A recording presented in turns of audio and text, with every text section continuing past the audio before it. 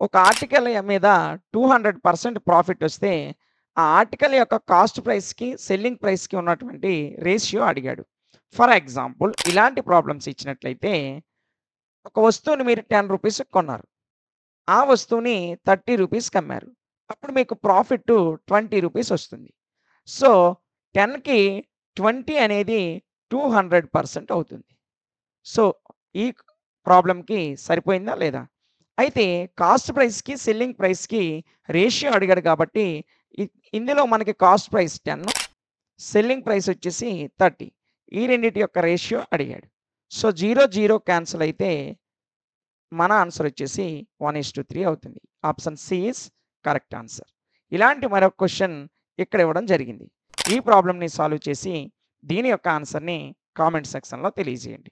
ఇలాంటి మరిన్ని వీడియోస్ కొరకు మన ఛానెల్‌ని ఫాలో అవుతూ ఉండండి. Thank you.